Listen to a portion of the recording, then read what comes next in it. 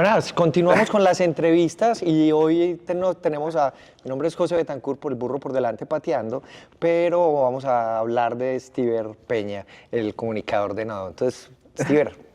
Bueno, esta va a ser probablemente una de las entrevistas más difíciles que tengamos justamente en la PyCon. Hoy es el tercer día y creo que hemos vivido unos momentos emocionantes, cientos de personas, charlas y conversaciones. Todos están felices. Y demás. Y técnicamente yo soy el entrevistador. Entonces va a ser un poco complicado porque creo que vamos a terminar hablando los dos de una experiencia que hemos vivido acá en la universidad. Yo creo que para empezar, José, es bastante importante saber que vos, digamos, transitaste muchos años a través de la industria. Ya estabas del otro lado, creo que podías seguir ascendiendo y escalando digamos, a una velocidad astronómica, pero ¿qué te hace de alguna forma poner los ojos sobre un proyecto educativo, académico, regresar de alguna forma a la que fue, digamos, tu universidad desde un principio? Yo soy afitense por excelencia, pues yo estudié en la universidad, volví a estudiar en la universidad, volví a estudiar en la universidad y ahora trabajo en la universidad. ¿Qué hace uno y por qué cambia a volverse, o sea, ponerle foco a esto?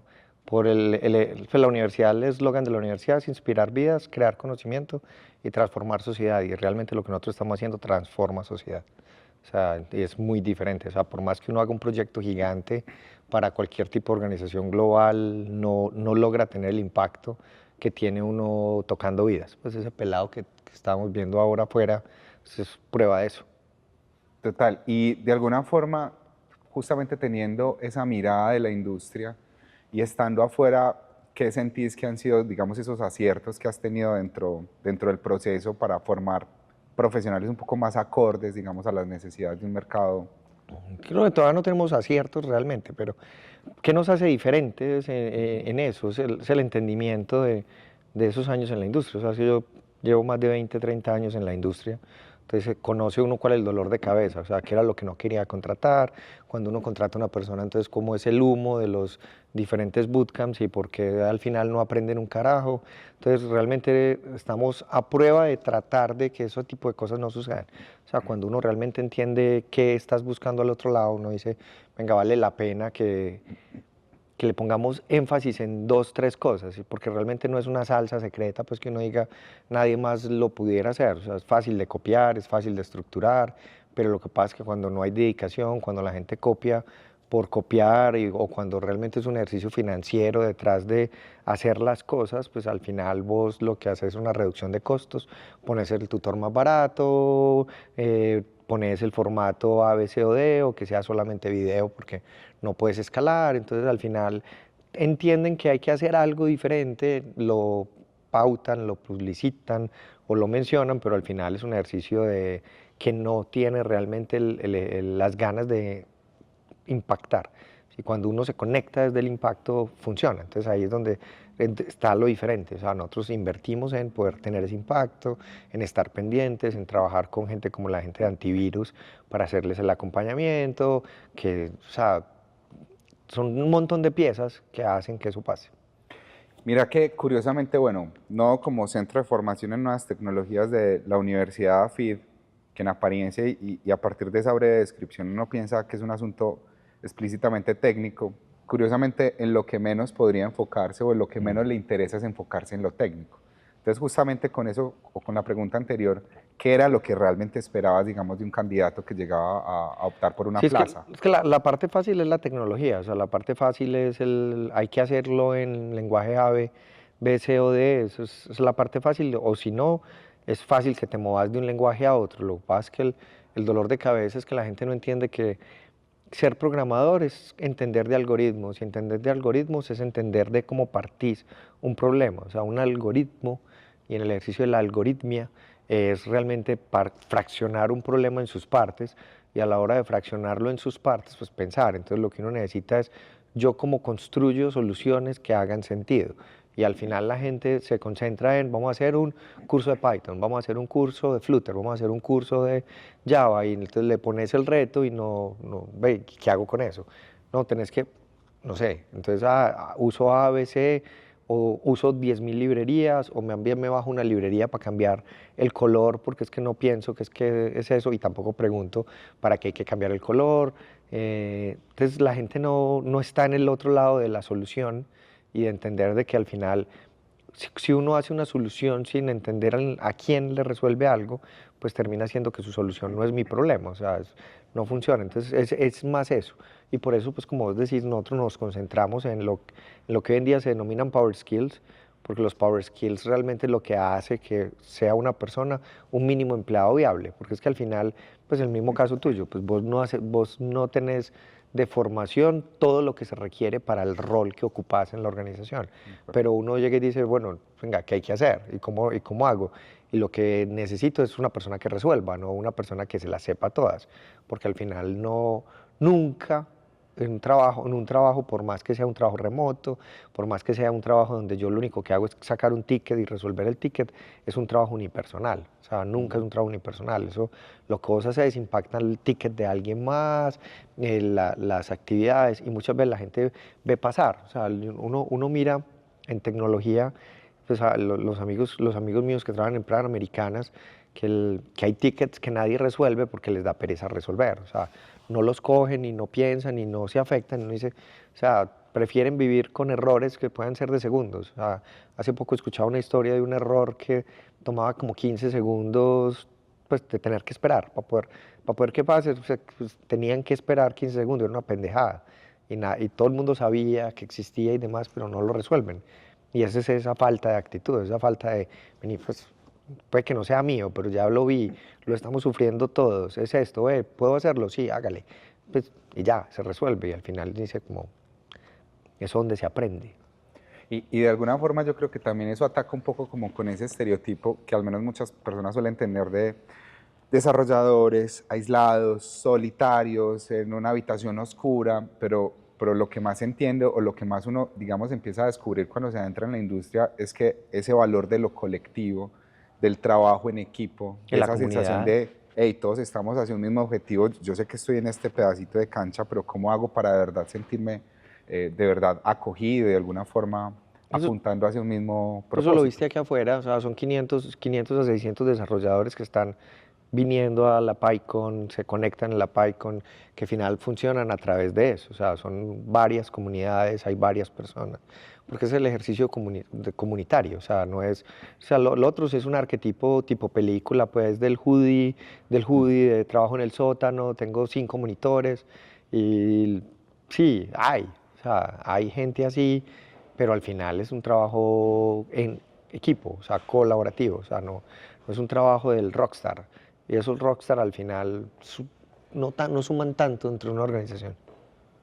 Total, y de alguna forma yo creo que no, digamos, lo ha hecho bien justamente por proponer ese trabajo colaborativo, pero qué tan difícil es medir al final, de alguna forma yo sé que también a veces resulta frecuentes, en 3 meses no se logra formar a alguien para determinado rol, o en 6 meses siempre Mm. se necesita más, siempre queda esa sensación de que necesito mucho más.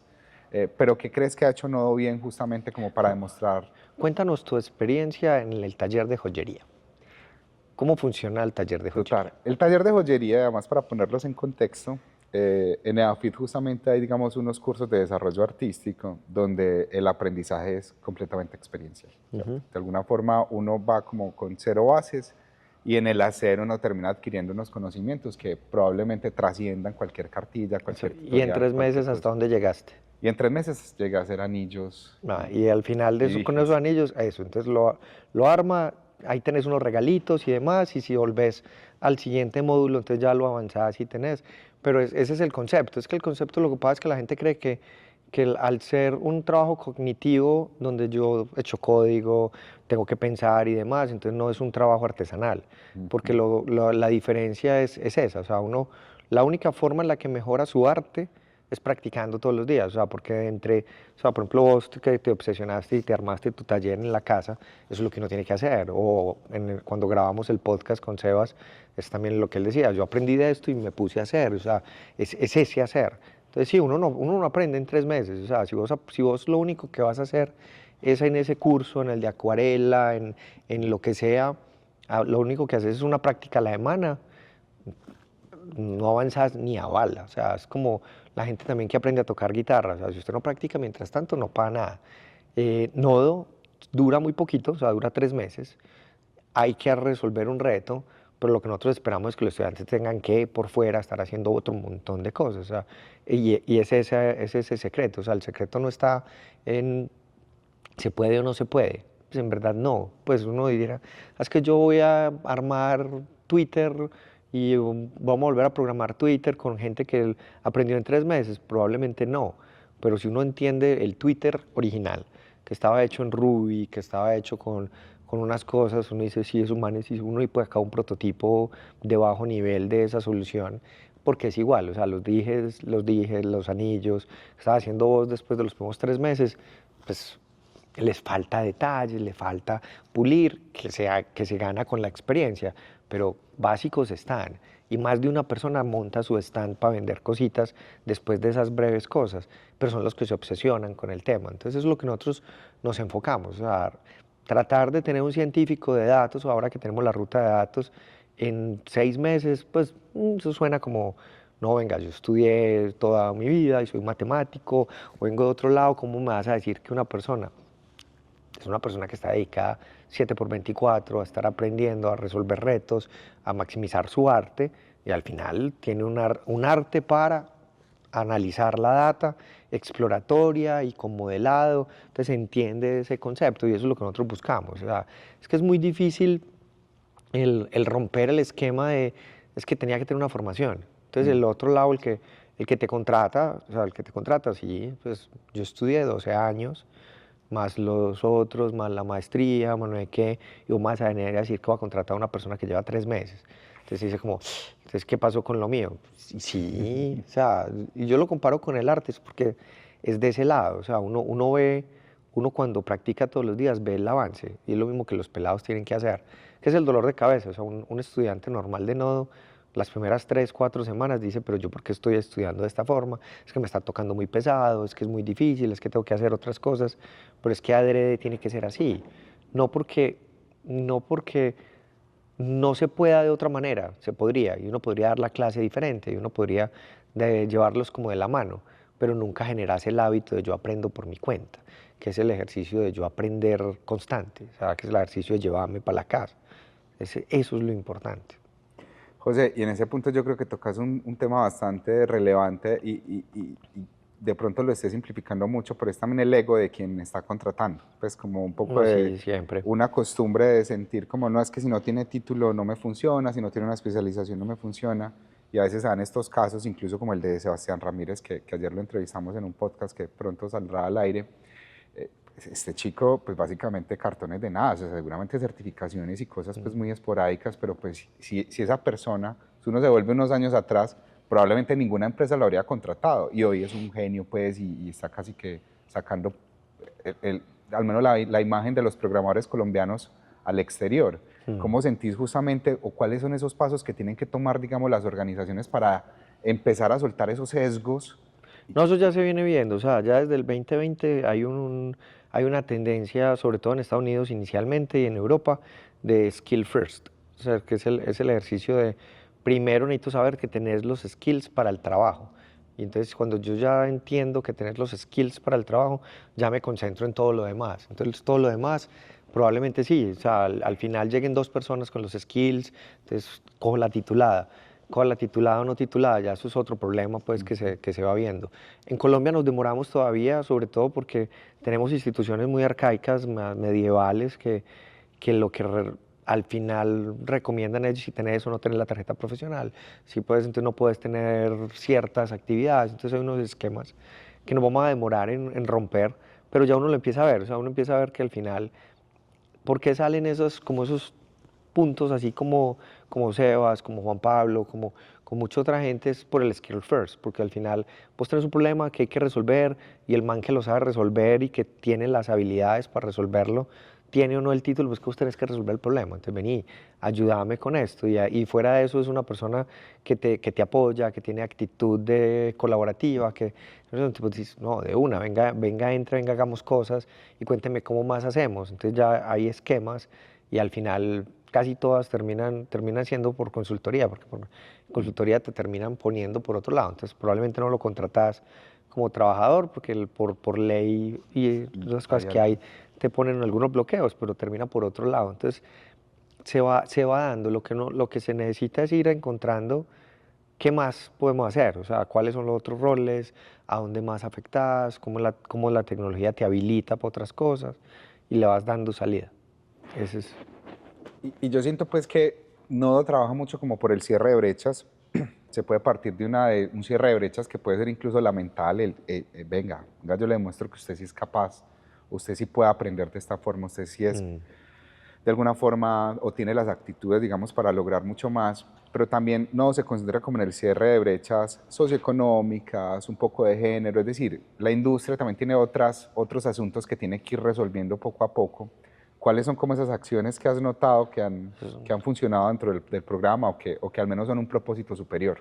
Sí, o sea, la salida a regiones es la más importante de todas porque al final hay un imaginario de que vos estando en una región, vos no puedes entrar a esta tecnología, pues a la industria de la tecnología. La industria de la tecnología, pues hoy en día cada vez más es muy remota, entonces vos lo puedes ejecutar.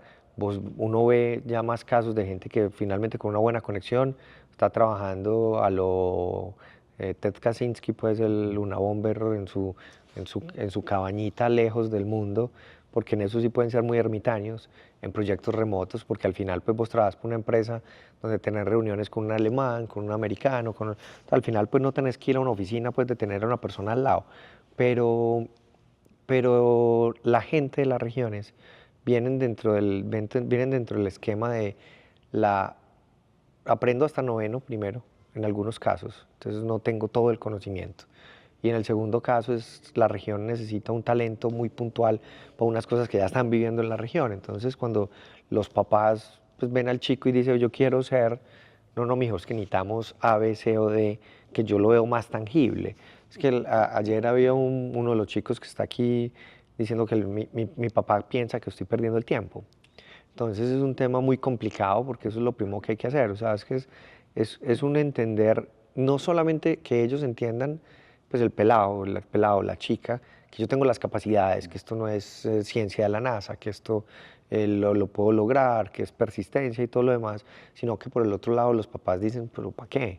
Que es una de las cosas que hicimos al principio con la alianza con el colombiano, cómo mandamos ese mensaje a estas personas que tienen esa duda, porque al final dicen es que no, y eso lo mirás, que también muchas veces cuando vos estás en una comunidad no representada o vos venís de un estrato bajo, decís, pero vení, es Eso no es que para mí o... sí, es que a qué horas, pues, o sea, la gente es que, pues uno porque tiene un recorrido, pero pucha, mi primer computador y me demoré en comprarlo un montón.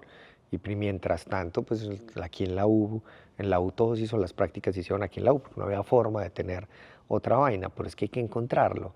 Pero ese ejercicio de encontrarlo cuando en la casa no te apoyan es muy duro. O sea, la conversa con este pelado ayer era, oh, yo lo tengo que hacer y con calma, y yo ya sé y me regaña. O sea, él ya aprendió a gestionar su ecosistema, pero eso se vuelve muy pesado porque estamos también viviendo una época donde la salud mental tiene unas salidas muy complicadas y demás, entonces vos te encontrás. Y no es fácil, pues. O sea, si eso le sumás que tiene con una complejidad y después adrede nosotros hacemos difíciles las cosas para poder que después la rompa, porque como digo yo, es mejor que se estrelle conmigo a que se estrelle en el cliente o en una cosa, es muy difícil.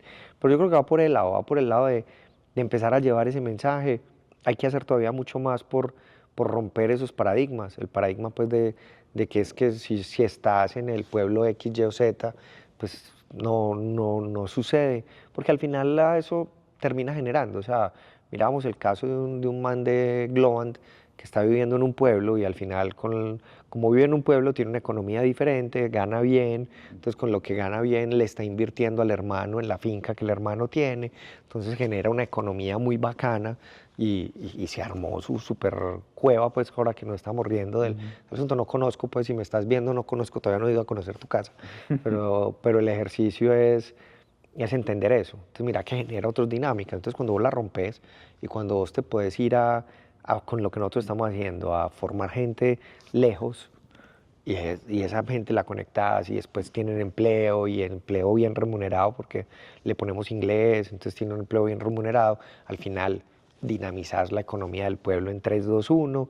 y fuera de eso te volvés aspiracional para los chicos que vienen creciendo y dices que yo también quiero ser como fulanito, son otras dinámicas. Y al final todo no es, pues que lo primero que piensan muchos chicos es yo voy a trabajar en la industria de los videojuegos, pues que eso es la goma, es la goma y uno al final sí, pues yo también hice juegos pues cuando estaba empezando, dices que es muy divertido, pero hay mucho, mucho, mucho campo en esta industria y se puede hacer por todos lados. A mí esos días me pareció muy interesante ver este artículo, no sé si fue de Esteban Molina directamente, que decía pues que Globan se podría decir que es una empresa colombiana en tanto Ah, tiene. claro, tiene 7.000 personas en Colombia. Y de alguna forma siempre se ha pensado que cuando uno mira como los países, uno ve a Buenos Aires o Argentina, digamos, muy bien posicionado en temas y con tantas startups que han surgido y demás, pero ¿qué se está avisorando para Colombia? Yo siento que más o menos está creciendo esa sensación de que somos de verdad capaces, digamos, de ser líderes. Sí, pues el colombiano tiene unas características muy interesantes de trabajador, o sea,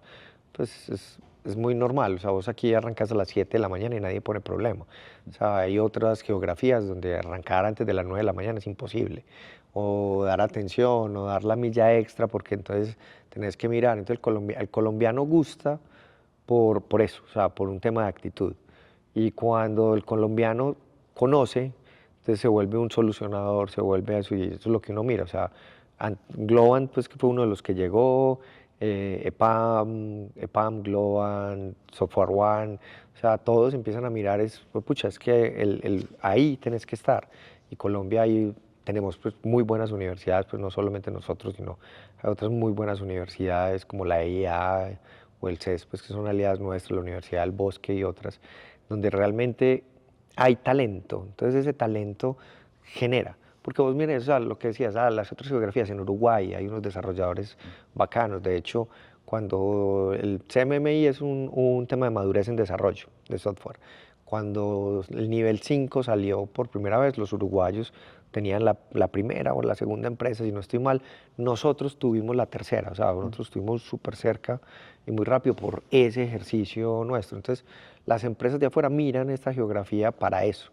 Entonces, independiente que hagas, los argentinos tienen una ventaja, es el ejercicio de que no comen cuento, entonces como no les ha tocado fácil, porque pues tampoco es que sea muy fácil, entonces los manes han empezado a buscar yo cómo me muevo, cómo salgo, cómo conecto, entonces mira que los grandes unicornios son esos, o sea, Mercado Libre, Globan, o sea, estaban allá y salieron al mundo, lo mismo los manes de Mural, que estaban a nada o sea, era una plataforma que venía dando y no dando, y en pandemia Mural se despegó y se volvió una plataforma al nivel de Miro a nivel mundial, y esos son argentinos. Entonces los argentinos entienden esa dinámica. Ya en generalidad, o sea, Brasil es muy difícil como que nosotros lleguemos porque no tenemos el idioma y la cultura, o sea, muy diferente la cultura. En Chile nos va bien, o sea, nos compran en Chile. Centroamérica la tenemos pues, ganada porque desde acá podemos operar muy fácil y es bacano, o sea, cuando vos miras, cuando te paras en el otro lado, como empresa internacional, los empezás a crear, ¿dónde tenés los centros de desarrollo? Entonces, sabes que en Colombia vas a la fija. Entonces, por ejemplo, no es extraño que Globan fuera el primer lugar, que entrara, que lo lograra, pues, y además tienen un líder espectacular en Esteban, pues, que es una persona de, venga, propongamos, hagamos, y genera talento, o sea, porque también genera programas de impacto. Entonces, eso funciona, lo otro termina uno en Puerto Rico, en Costa Rica, entonces empieza uno a abrirse unos mercados donde encuentra uno ese talento que la rompe. Entonces, eso es, pues, literalmente eso es lo que nosotros vamos a empezar a ver. Entonces cada día hay más, en el caso nuestro pues hay que salir también pues, de nodo, hay que salir a Latinoamérica a formar en otros lados geografías como Perú, Ecuador, que hay gente que tiene ese mismo talante, entonces es darlo. Total, y de pronto, José, para ir cerrando, quisiera que nos hablaras un poquito más de cuáles son como los proyectos que están en marcha con la inteligencia artificial. En un momento en el que se puede decir que hay mucha incertidumbre, la gente no sabe muy bien si va a perder el trabajo o no, qué tengo que aprender y demás, y en el que también de alguna forma la educación y nosotros haciendo parte de una universidad como DAFID, obviamente también tenemos de alguna forma esa pregunta de forma permanente. ¿Cómo crees que vamos a jugar justamente en esa revolución? ¿Cómo deberíamos sumar de alguna forma que seamos líderes y no necesariamente los más miedosos, digamos, en un escenario con la inteligencia artificial reinando?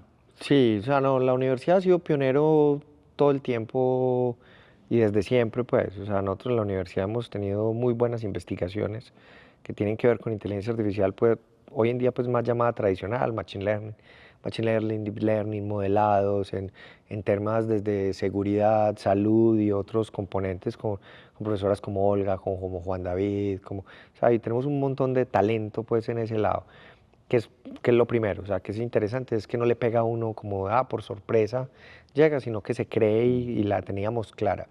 Cuando sale el ejercicio de la inteligencia artificial generativa con OpenAI volviéndola masivo, pues ya habían experimentos, o sea, ya habíamos hecho experimentos, ya antes habíamos tenido acceso a GPT-2, GPT-3, entonces no es como, ve, ¿qué es eso? No, venga, es que hay gente dentro de la universidad que ya lo entendía, porque eso es una de las cosas dolorosas que uno vio en las universidades muy en Estados Unidos, que fueron las que salieron más como a la bulla porque las prohibieron y todo lo demás. No, nosotros no, porque pues, es que venís, que esto no es raro, esto es una herramienta más. Y la misma Claudia, pues la rectora, tomó la decisión primera de cambio, vamos a montarnos en ese bus y vamos a mirar, y entonces a todos los estudiantes hay que decirles una posibilidad, o sea, ser transparentes en ese mundo.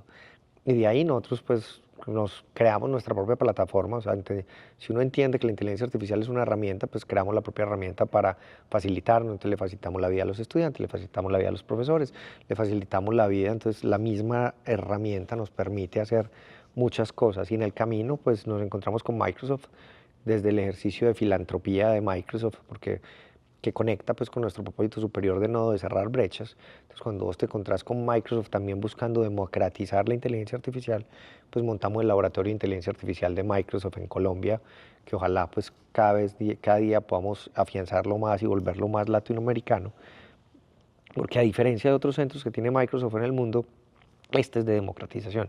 Entonces es formación en qué es inteligencia artificial, cómo la puedes utilizar, cómo la volvemos productiva para las organizaciones, cómo conectamos desde ese lado. Y al ser democratizante es más para pymes, o sea, para personas de a pie, pero por el otro lado, cuando mira las organizaciones que se van a ver beneficiadas, es más segmentos, industrias, pero la pequeña y la mediana empresa, que en Colombia hace todo el sentido, o sea, es más del 95% del país es pyme, entonces hace mucho sentido estar ahí. Entonces, literalmente por ese lado, ahí creando herramientas, iniciativas, la tertulia, que es un espacio de conversación alrededor de inteligencia artificial, Sinergia, que es un espacio para potenciar las ONGs. Entonces, literalmente jugar con esa posibilidad, o sea, es tener ahí.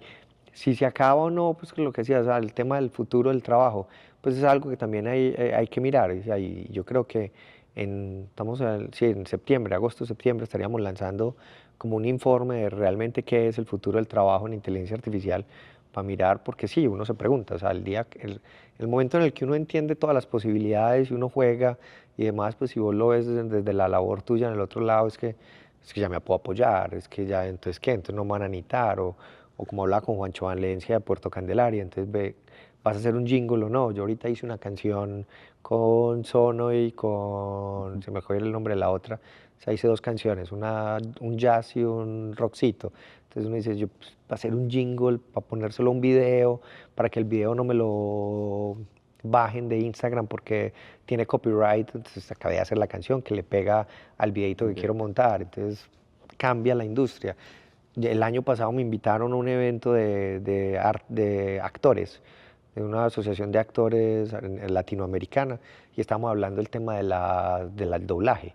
O sea, si ya el doblaje lo hace una inteligencia artificial, lo hace con la misma voz del actor principal, entonces cambia. Entonces los actores mismos decían, qué riesgo, o sea, entonces ¿hacia dónde me muevo? Entonces sí, hay mucho estrés, pero también hay que entender que es una herramienta que te habilita. O sea, hay cosas que cambian. O sea, como le digo yo a la gente, eso es como todas las tecnologías. O sea, todas las tecnologías en su momento tuvieron un ejercicio de ponerle como esas brechas. O sea, es que hasta en los diálogos de Platón se habla de que Sócrates odiaba que la gente escribiera, porque la gente no iba a memorizar las cosas. Entonces es muy charro porque entonces uno lo lee en un medio escrito. O sea, devuélvase uno a la invención de la nevera y o sea, eso quebró a más de una empresa que hacía hielo. ¿cierto? Ya, pero igual hay muchas empresas que te venden hielo todavía. Bueno. Entonces hay empresas que tuvieron que modernizarse, pero la persona que hacía eso, o lo ves hoy en día con la impresión 3D, que uno diría antes los escultores, porque entonces vos ya te la puedes diseñar en 3D y la haces, pero pues el escultor va a tener que replantearse o potenciarse o al revés, traer esa tecnología para hacer una cosa más volada. Entonces es un tema de no hay que tenerle miedo, hay que invitar la inteligencia artificial a explorar con ella y ver hasta dónde uno llega. Genial, José. No, yo te agradezco mucho y yo creo que para finalizar de alguna forma esta intervención, yo creo que recordar de alguna manera lo que nos tiene también acá y es justamente el apoyar a comunidades, el de alguna forma ser el epicentro de la revolución tecnológica y sobre todo de la revolución colaborativa del conocimiento, pues porque en últimas estos eventos terminan siendo, digamos, ese escenario donde conectas con otro, donde mostras tu código, donde de alguna forma no está esa sensación que tal vez se suele sentir en otras áreas, donde no, yo guardo mi cosa hasta que la lance, pues porque yo no sé quién me pueda copiar y demás.